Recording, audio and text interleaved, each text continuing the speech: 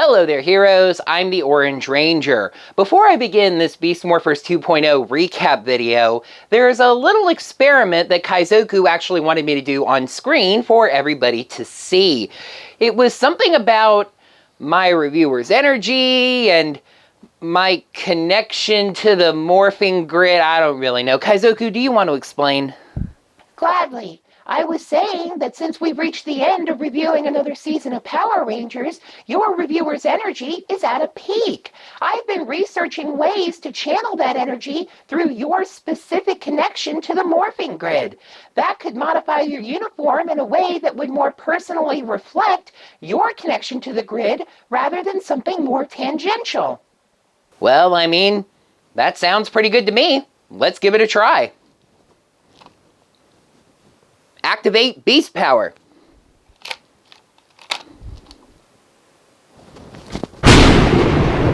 Whoa! That's really cool! That's my channel logo on a uniform shirt. Great job, you two. You know, that gives me an idea. We should open up a merchandise store. Have this logo on shirts and stuff. Actually, Sean, we're already one step ahead of you. I was pretty sure that this was going to be the result of the experiment, so we decided to open up a Teespring store. If you go over to teespring.com/stores/orange-ranger-videos, you can find this logo, as well as our old channel logo, if you like that one better, on a variety of merchandise. Yeah, we've actually had that store opened up for a little while, and I decided to go through and look at some of the prices. They were a little bit high, so we knocked some of them down a touch, especially if you live over in the European Union. That whole value-added tax thing kind of caught me off guard, threw me for a bit of a loop, so we had to adjust some of those prices down, and they should be more reasonable now. Also, being the holidays, spirit of giving and all, we decided to add a little discount code. If you put in the code OrangeXmas between now and December 31st, you can get $3 off your order. We've got shirts, masks, all that kind of neat stuff, so make sure you check it out, okay? The following review is intended for entertainment purposes and targeted for adult fans of the series. Don't be naughty, Santa's watching. Who teamed up with Go Busters? Go Busters! Go Busters! Go Busters song that it had to da-da-da. The first blooper is probably gonna be this one, you see, because of Sentai and stuff. Orange Ranger videos! His revival was cheesy, but at this point I don't really expect anyone to stay dead in Power Rangers. Let me just read it off the TV. Can I just do videos like this where I'm just you know, the camera's just facing me at this angle, but I'm just looking here off to the side, just reading the script off the screen, not memorizing it at all, just reading the lines, line to friggin' line, just...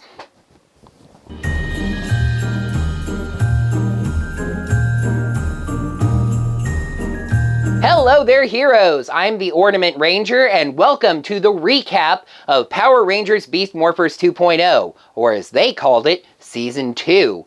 This was the first modern-era Power Ranger season to not use the word super in its second season title. Trust me, we were not looking forward to having to talk about Super Beast Morphers. That sounds ridiculous. It had a pretty tough act to follow, as most of the fandom adored the first season of the show. So, did it live up to those expectations? Let's find out by going over the important plot points, looking at how the characters grew and changed over the second season, and of course doing that wonderful, fantastic scoring math that I've had at least one hero check in with me on to see if I was going to do it in this recap. Why wouldn't I? Activate Beast Power! I put the morpher back over there. Beast Morphers 2.0 starts off with everything seemingly in a pretty peaceful place. Evox had been defeated, with Red Ranger Devin and his father, Mayor Daniels, just barely escaping the cyber dimension, the latter with some nice digital purple tattoos on his hand. Believe it or not, the debut, I'm not actually saying believe it or not, I think this is like the 50th time I've made that joke in relation to the title of that episode, is really a filler story about Steel and whether or not you can believe things that you see on the internet, but it does establish that Mayor Daniels is setting up a global network of Morphex towers that comes into play much, much later in the story. The second episode is Save Our Shores, and don't worry, I'm not doing little blurbs on all 22 episodes, I'm just hitting the important plot points. Save Our Shores, interestingly, is a side character filler episode focusing on the human Roxy. Why do I specify the human Roxy? Because Scrozzle captures her and human Blaze just long enough to scan their DNA, creating evil robotic duplicates of them with computer backups, rendering the two of them virtually invincible. Every time they're destroyed, he just recreates the robots. This season unfortunately displayed Power Rangers' tendency lately to not stretch out suspenseful plot points for very long. In the third episode, Game On, which coincidentally is considered the 900th episode of Power Rangers, since the reversioned episodes of Mighty Morphin don't count anymore, we learn what's going on with Mayor Daniels. Evox infected him. Somehow. Seriously, like, I checked the wiki and they used the word somehow. It really doesn't make any sense because Mayor Daniels is human and not mechanical in any way that we ever find out. I was waiting to find out that he had some kind of bionic brain implant or something that Evox could infect. Nope. Evox couldn't infect Steel because he was partially human, but he was able to infect Mayor Daniels, who is completely human. Okay, I guess that makes sense. The next bit of plot relevance is not the fourth episode, but the fifth, Cruisin' for a Bruisin'. Cruz displays excellent shooting. He's a robot, he has targeting scanners, inspiring Devin to get him out on the battlefield. That gets him digitized by a monster, which inspires the Rangers to digitize their own Beast Bots, combining with them to get a team power-up called Beast X Mode. An early standout episode is Beast King Rampage, both for plot relevance as well as character reasons. This episode features the return of Megan, the Grid Battle Force worker who tried to blackmail Nate and Zoe in Season 1. She returns to redeem herself by creating the Beast King Zord, a lion Zord that has a battle mode and can also combine with the Rangers' other Zords. However, it was actually all a plot by Mayor Evox, who had Robo Blaze and Robo Roxy in position to infect the Zord with a virus, nearly taking it away from the Rangers. Megan helps the Rangers get the Zord back under control and earns Nate's respect back. It is a quality episode, and Megan is easily my favorite guest character of the season.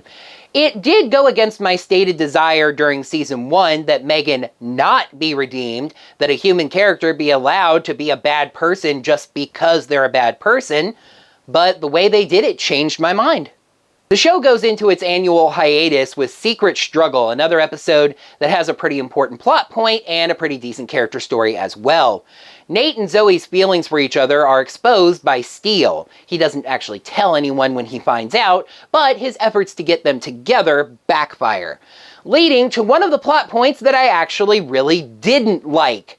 Commander Shaw rescinding the rule about Rangers dating Rangers after seeing Nate and Zoe risk their own lives and the mission to protect each other, which to me was the point of the rule in the first place.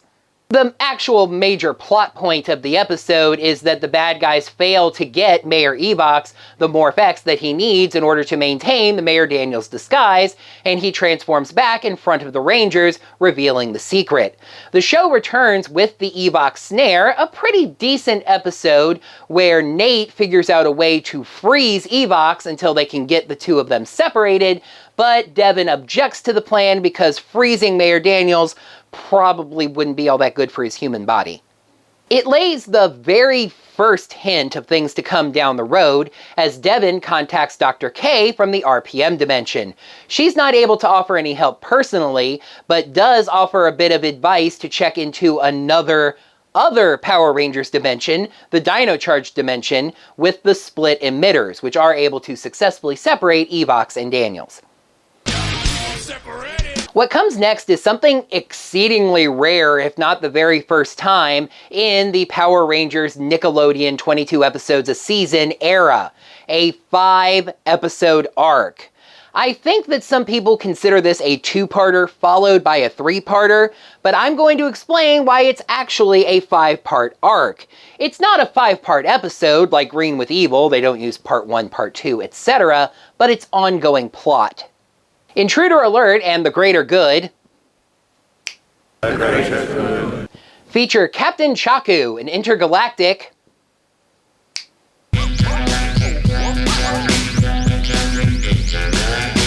police officer who also happens to be Space Sheriff Gaben, a tokusatsu metal hero who teamed up with Beast Morphers adaptation material, Go Busters. It's a really great story and is another case of Power Rangers going somewhere that I didn't think it really would.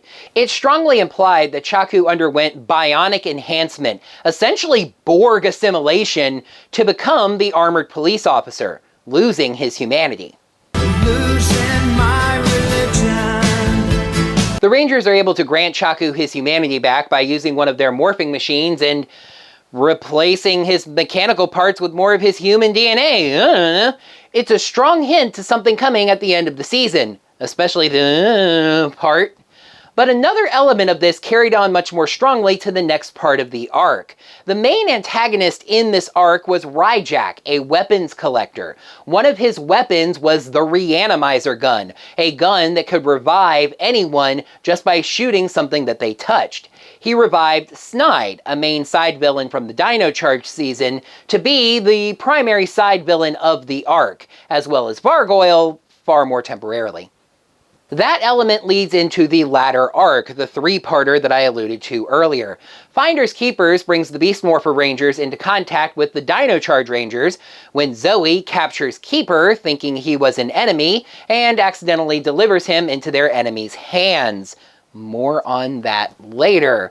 Making Bad is one of the season's specials, the only clip show that it did, actually. Boxed In, the other special, was tied into the Olympic Games and had absolutely no plot relevance. Well, that settles that.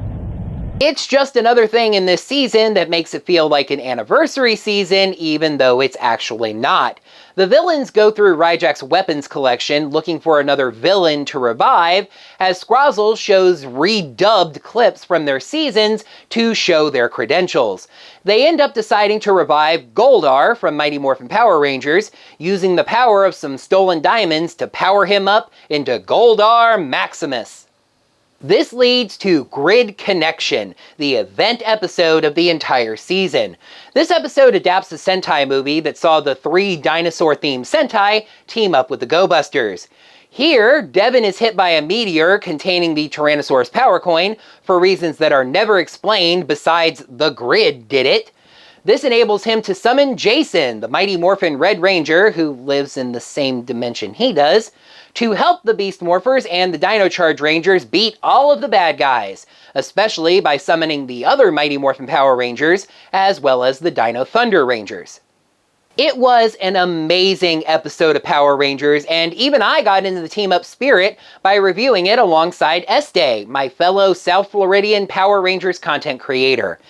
The episode could have been better primarily because of one thing. I was planning to bring this up later in the review and then realized that I forgot to include it in the script, so I want to make sure to just mention it now and get it out of the way. It was rushed. When you are forced to have only 22 episodes in a calendar year, the story is going to be too rushed. So many episodes of the season would have benefited amazingly by being allowed to be 2 or 3 parters. The first episode felt rushed. The last episode felt rushed. And yes, Grid Connection should have been a 2-parter, if not a 3-parter. Okay, dude, calm down. Take a chill pill. I mean, overall, it was a very good anniversary-esque kind of episode. I mean, I think it was a better anniversary episode than Dimensions in Danger, even though I did think that was a pretty good anniversary episode. Actually, time out. That brings up something that I need to mention. My channel has attracted a new troll. That's fine by me. I've heard it said, if you don't have any haters, you're not making a real impact with what you're doing. This is another one of those people that feels like you can't be a fan of something unless you praise everything about it. Thus, since I continue to trash talk Power Rangers Ninja Steel, clearly I'm not a Power Rangers fan. You're stupid. Okay, that's putting it a little bit strongly. But that is definitely not the case. I maintain the opposite. To be a true fan of something, you have to be willing to hold it to a higher standard and know what it's capable of. How many Star Wars fans were upset with both the prequel and sequel trilogies? I consider myself something of a fan of Teenage Mutant Ninja Turtles. Not a big one, I grant you. There are bigger ones that watch this channel, I know. And I have absolutely no interest in watching Rise of the Teenage Mutant Ninja Turtles. Saying that you have to like Ninja Steel to be a Power Rangers fan is gatekeeping nonsense, especially since it is objectively worse than many other seasons. Listen, some people like Power Rangers for the explosions and the Zords and the monsters and etc, etc. That's just fine.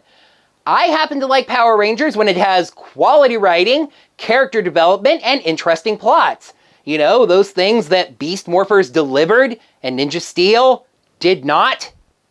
Get on with it! You're right, MPG, that's fair. I let myself get a little sidetracked there. Unfortunately, the show followed up its strongest run of episodes with another huge chunk of meaningless filler. It includes Goin' Ape, the worst episode of either season of the show. Ravi and Roxy having a fight on their anniversary because... If the dude could take 5 seconds to just explain things rather than stammer out more lies. Paradoxically, it also includes perhaps the most memorable moment of either season of the show. The very next episode is the Silva Switch, a body swap episode for Nate and Steel, where Steel gets to experience living as a human in Nate's body. It includes a full Broadway musical number called It's Great to Be Human, which is just amazing insanity. Seriously, the only things really going on during this part of the season that have any plot relevance are Robo-Roxy upgrading herself with flower and then avian dinosaur DNA, and Robo-Blaze upgrading himself by eating some Morph X. In fact, Robo-Roxy is destroyed in the same episode that she gets the dino DNA. The season ends on a 3-parter, a 3-episode arc, etc, etc. Crunch Time sees a plot that they had to do at least once. Robo-Blaze taking the opportunity of his human self going to Japan to pretend to be Human Blaze, exerting a bad influence on Devin, and convincing the Rangers into a plan where they capture Evox and hold him at Grid Battle Force's base, which is something that he actually wanted to happen. Source Code is the best episode of the season and probably of both seasons. It contains the season's biggest plot reveal, though yes, it is debated by some whether this reveal was really all that important or not. There was the whole to-do about the Power Rangers Twitter revealing this before the episode and how some people didn't care or seemed to think it was that big of a deal. Evox turns out to be Venjix, the main villain virus of Power Rangers RPM. He hid in the RPM Rangers Morpher after he was defeated, and that Morpher was eventually granted to Grid Battle Force for study. When Nate was experimenting with new ways to morph, he combined the Morpher with snake DNA, for some reason, turning Venjix into Evox and letting him get into Grid Battle Force's systems. This shocks and nearly disables Nate from any action, feeling like he can't make another mistake like that. The Rangers get Dr. K to pay him a visit, which some people consider to be the bigger deal of the episode, though I don't really understand if Evox being Venjix isn't that big a deal, why a visit by a character from the same season is all that more important, being the only person who would understand what Nate is going through.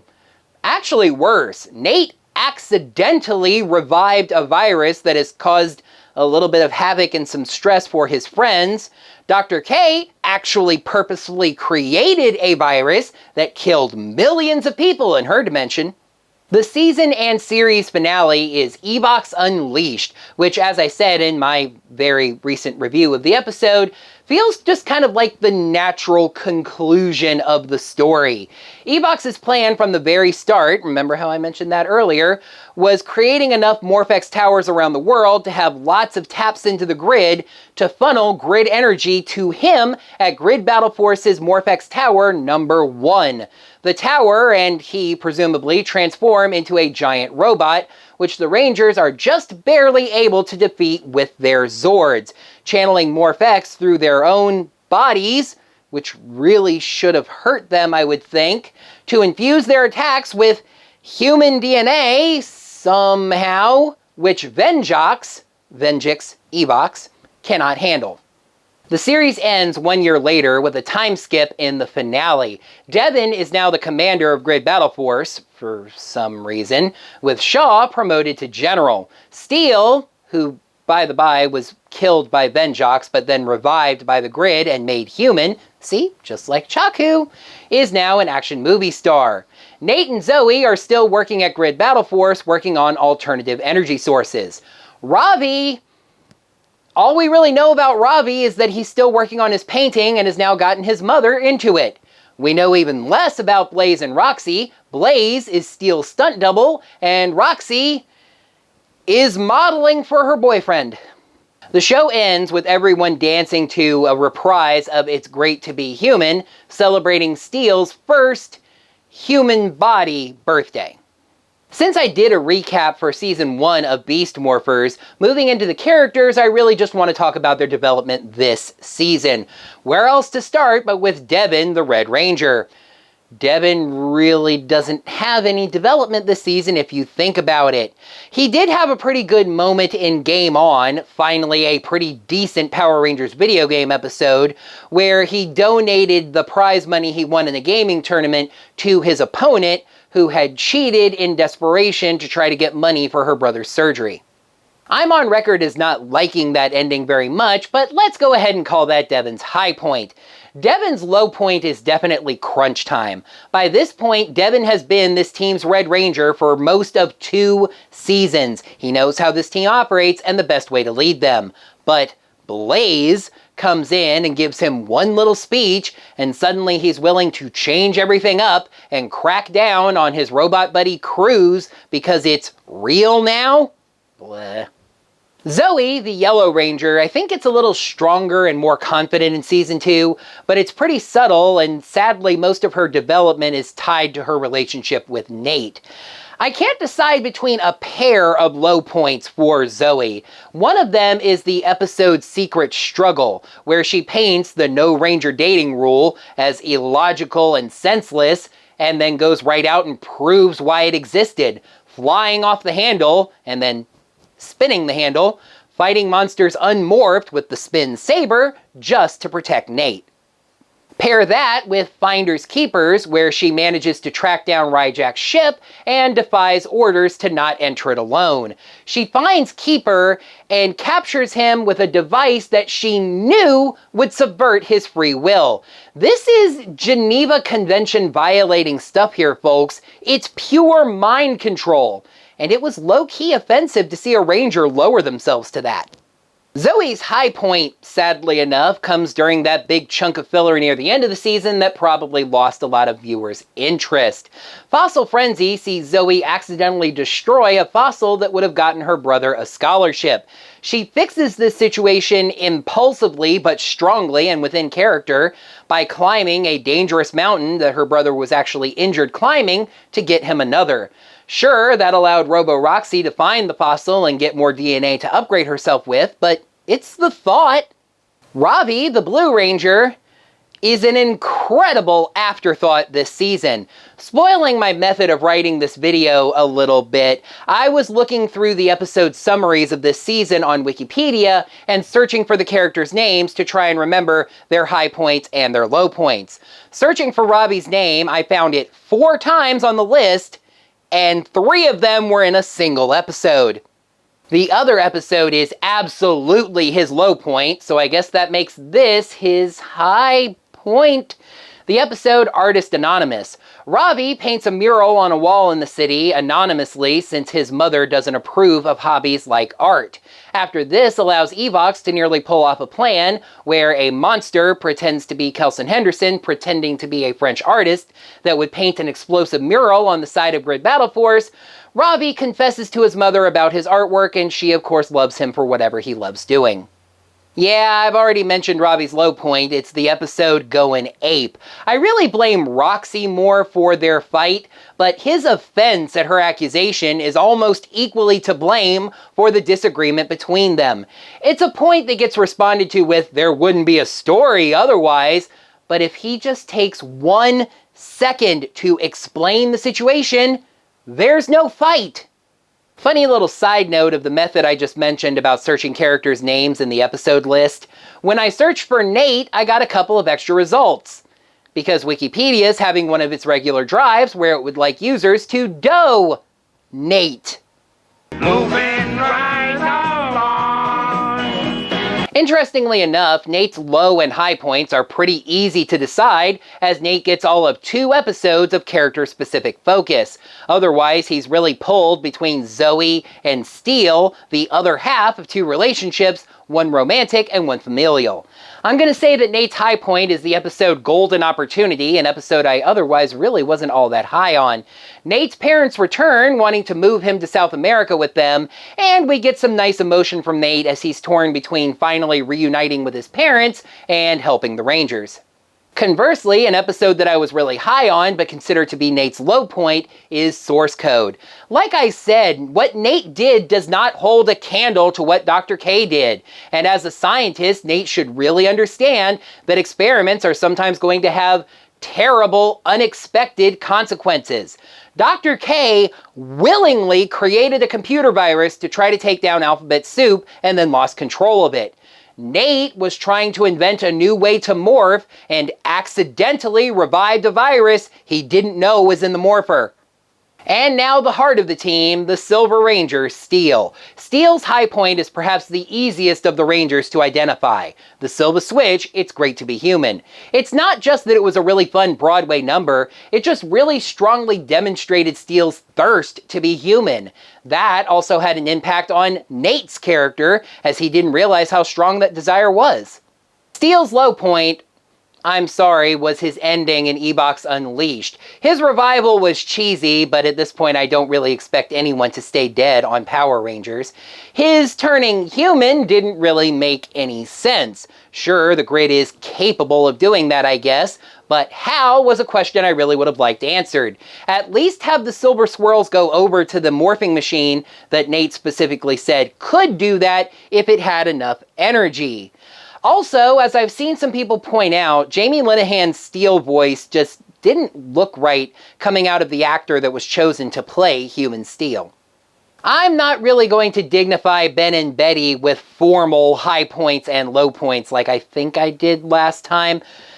These are the 2 that have really just worn me down to the idea that comic relief duos are just going to be a part of Power Rangers going forward. For anybody who's missed me telling the story, I once had a conversation on Twitch with former Rangers producer Melissa Flores, who helped me to understand that comic relief duos are something that allows more of an episode to be shot at once, since their scenes usually involve either just them or maybe 1 or 2 members of the A unit. I will say the 2 get a few better points this year where they're mainly seen just helping out and not just being the dumb comedy slapstick. Ebox Unleashed is an example that comes to mind. They're seen a couple different times in the episode and they're not doing anything stupid or flailing around. They're just helping out. There was even one point, I think it was in Source Code, not Ebox Unleashed, might be wrong, don't really care, where they actually confront Venjocks and actually look kind of brave, even if they don't succeed. I am not against comic relief. I'm against stupid comedy slapstick. Quoting Linkara here, teach kids to laugh at things that are genuinely funny, not because Norg has a cold. Commander Shaw doesn't really get much this season. She's just quietly there, guiding her team. That may be intentional, in fact. The Rangers kind of grow more into their roles this year, so she sort of steps into the background and lets them be the heroes that they are.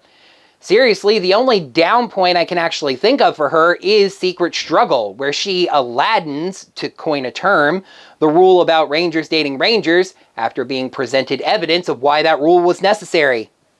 Mayor Daniels is probably the last character that warrants any sort of serious mention. In the early episodes, Kevin Copeland was delightful as Evox within Mayor Daniels, just wonderfully campy, speaking as Evox through Mayor Daniels' body. After the two are separated, Mayor Daniels really isn't given all that much to do. I will say it's interesting in the final arc how Mayor Daniels is often seen speaking with Grid Battle Force, lending a sort of official government presence to their remarks.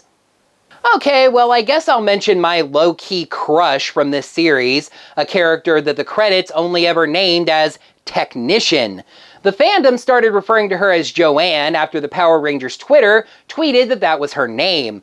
If I don't sound terribly convinced of that, it's because the tweet also said that she was getting a 20-issue mega series from Boom about her backstory and her triumphant rise to be at the side of Commander Shaw.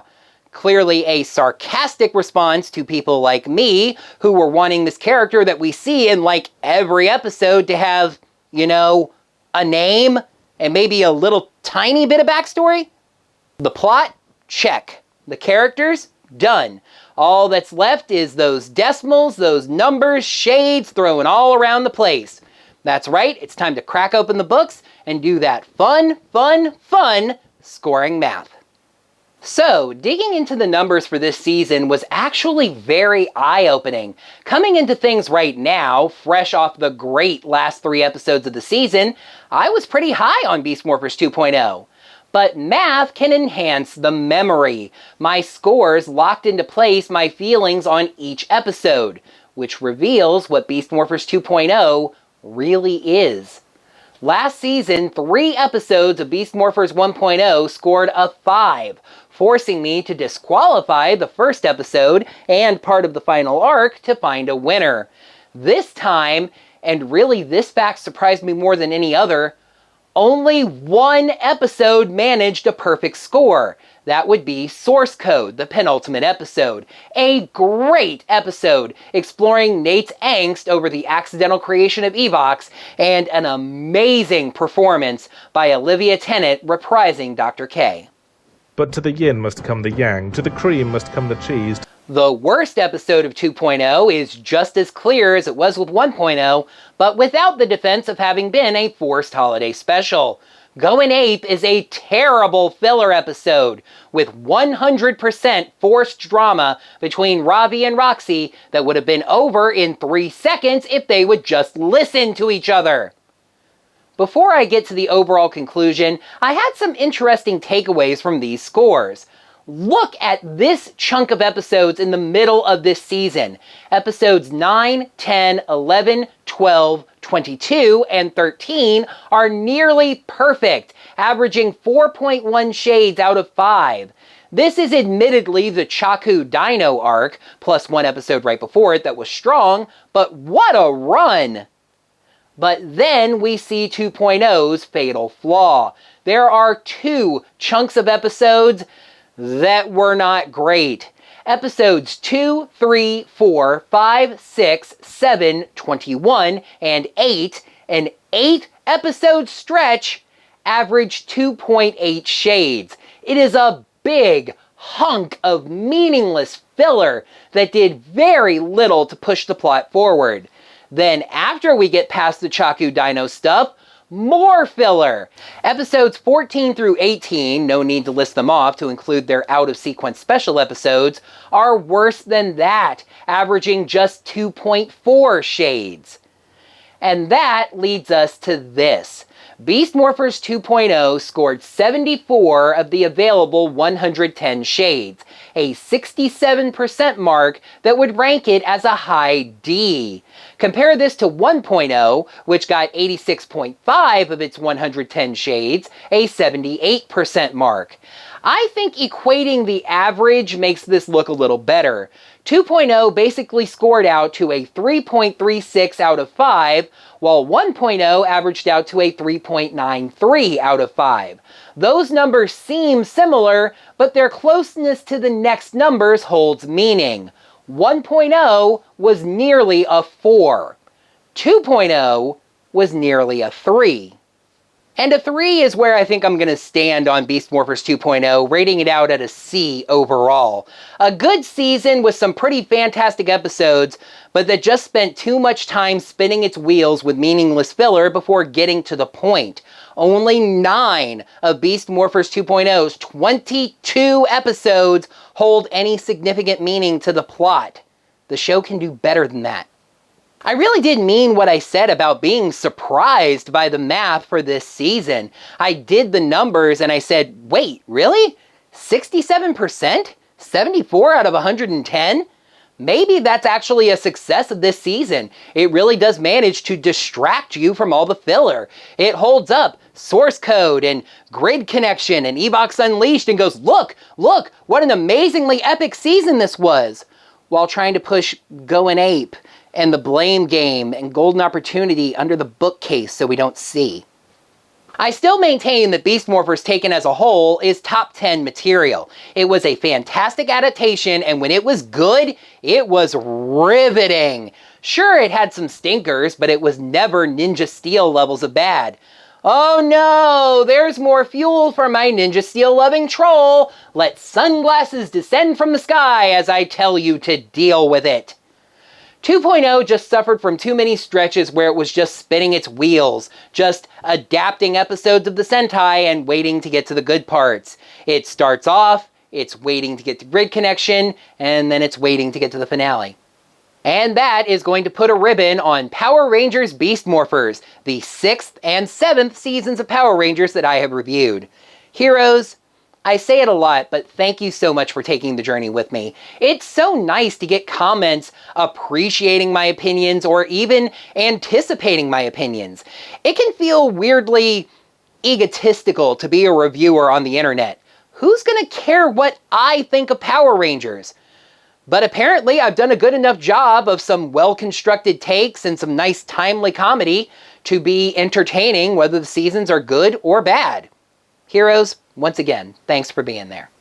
I can officially announce that the Beast Morphers off-season is going to be themeless. I'm just going to kind of do random topical videos, catch up on some stuff that I missed doing before, etc., etc.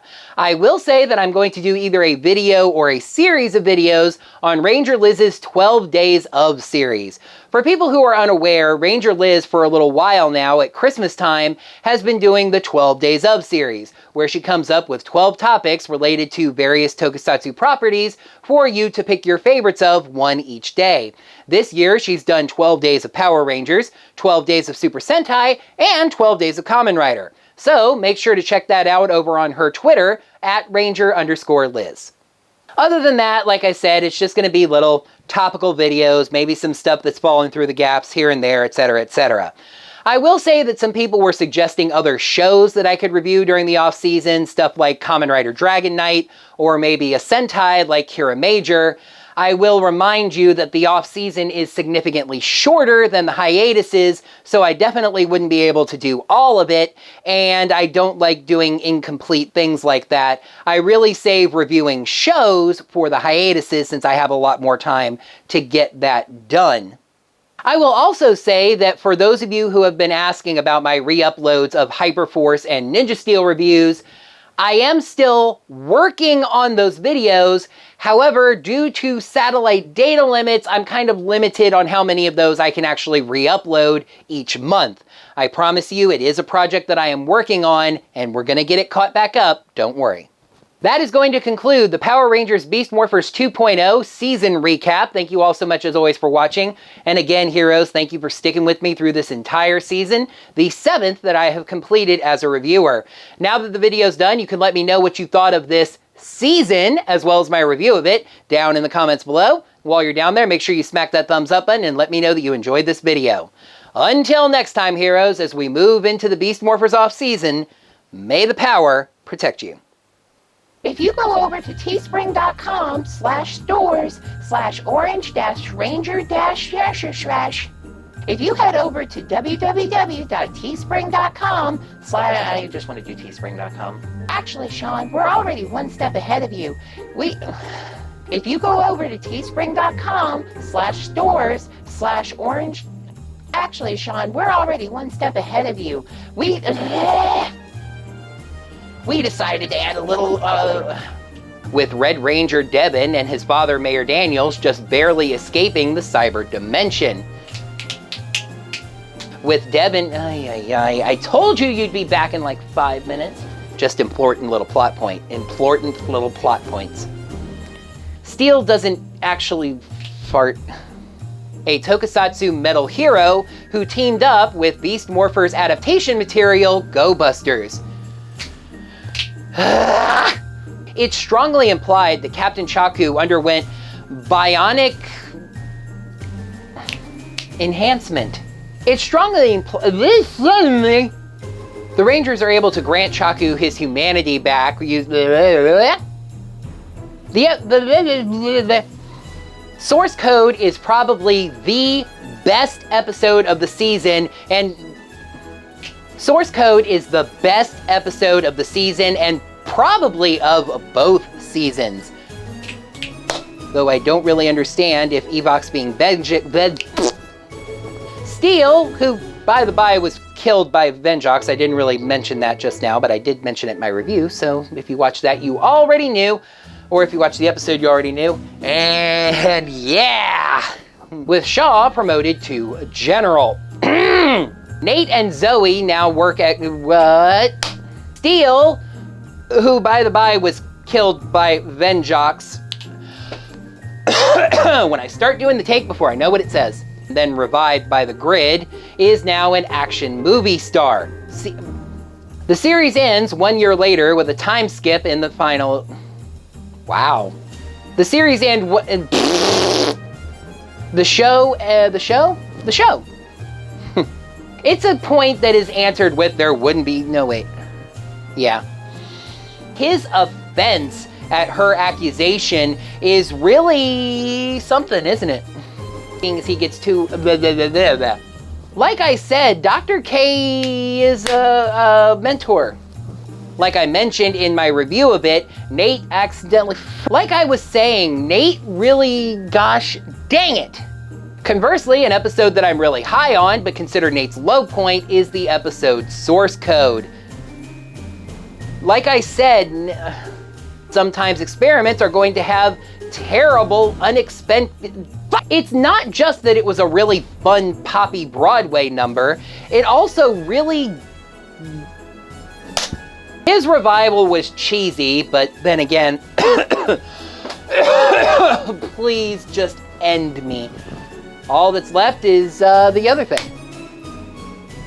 Since there's no episodes out of sequence with the specials and etc. And a 3 is really where I'm gonna sit on Beast Morphers 2.0. A pretty average season overall. It was a fantastic season. It was too fantastic. I have officially... Ranger Liz's 12 days of food